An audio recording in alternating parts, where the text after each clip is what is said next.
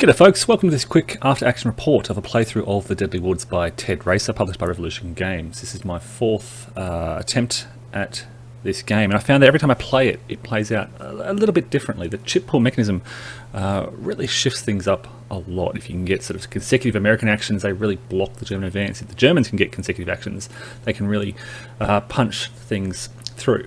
I also have a full live playthrough of a game of this, so if you want to see the details played out over about 2.5 hours, resulting, well, I won't spoil it for you, but check it out via my live feed if you want to have a look at that.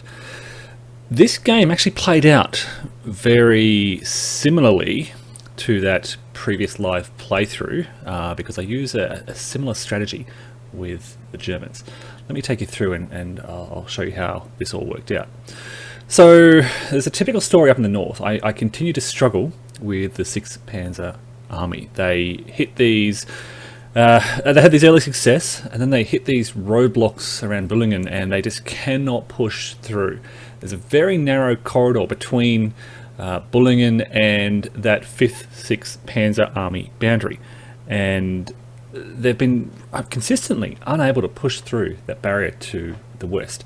Up in the north on Elsenborn Ridge, there's been little advances, but nothing, again, amounting to a breakthrough. Instead, the Germans are really relying almost entirely on advances of the 5th Panzer Army in the centre. And once again, they do well here to cross the Ur River. They did well early to eliminate some American defenders. They've isolated those American units of, I think it's the 106th Division, behind the lines for the time being. Keep an eye on those two units in the northeast of that Ur River. They move rapidly to secure Clairvaux, and then from this point, at the end of the turn, they appear to have an open road through to Bastogne, or at least it looks a relatively open road. There are still some American ZOCs blocking their advance, but they've got this advance rolling. In the south, things are moving relatively slowly. They isolate some of these American defenders along that Ur River and just look to push their positions out to the south-southwest. This is now the situation at the end of the second turn. So again, you can see up in the north, the 6th Panzer Army ground to a halt, not pushing much further past Bullingen, a long way from Malmedy, but the 5th Panzer Army having a completely different story.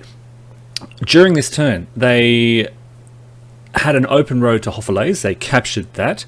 They then advanced to the outskirts of Bastogne, and there was really just one unit here, half of a division, basically, armoured division, sitting outside of Bastogne. The Americans were able to rush an armoured unit into Bastogne to defend it. The Germans attacked and failed.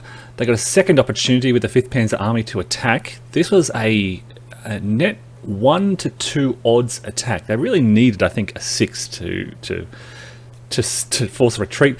They scored a 6 and forced the Americans away from Bastogne right towards the end of the turn. They were able to bring some reinforcements in.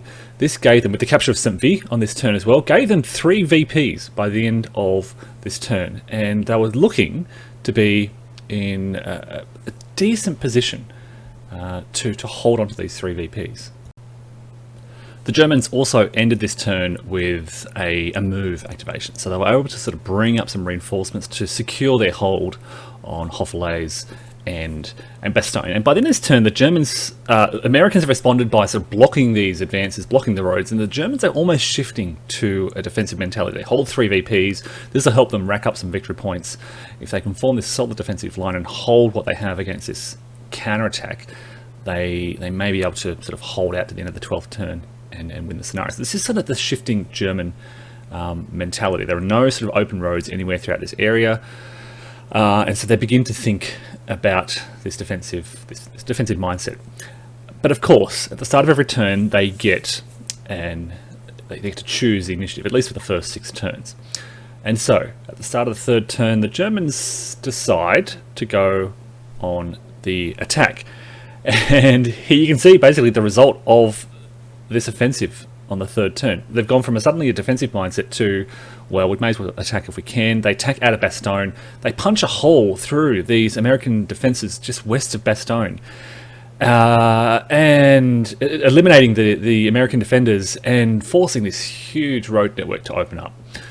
Armoured German mechanized units then spread out through these roads. It is exactly what happened in the live playthrough, basically using these roads to advance almost to the Meuse River, securing 2 more VP objectives, and then rushing through some more armoured units to protect the northern flank. It is the same story as with that live playthrough.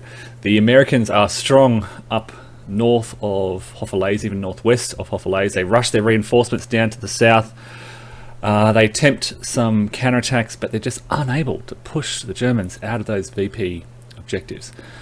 And thus, by the end of this third turn, the Germans have once again secured a sudden death victory by holding 5 VP locations.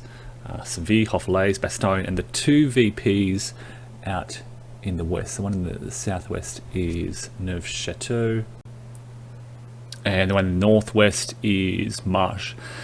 And yeah, look, another German victory. Thanks, largely, of course, due to the chit draw and the order these chits come out. So basically, the Germans broke through. Allies rushed their reinforcements on. They weren't able, basically, to get the move activations when they needed. And yeah, Germans able to hold those 2 VPs out in the west. I mean, they were almost able to cross the Meuse River as well. This chit draw mechanism really tells a fascinating story. The order the chits comes out is of course critical. I mean, that 6 roll, they needed a 6 on a d6, I think, to seize Bastogne. They succeeded. And once they punched through there on the next activation, basically, they had this massive western road network available to them, and there's options available, and there are no American defenders in that area. So look, the Americans are still learning their lessons. They did send a lot of their reinforcements from the north down to the south to defend this area, to defend against the 5th Panzer Army, but still not sending enough. They are holding the 6th Panzer Army up in the north, but they are letting the 5th Panzer Army break through 2 games in a row down the south. This is a very replayable game, let me say. Every time you play it, it's slightly different. You're learning different things. It's a big learning curve, I'll say that. The Americans really need to think carefully about where they're sending their reinforcements and how they're grinding this German offensive to a halt. So there you go, folks. That is just a quick after-action report of the Deadly Woods, the Battle of the Bulge by Ted Raicer, published by Revolution Games.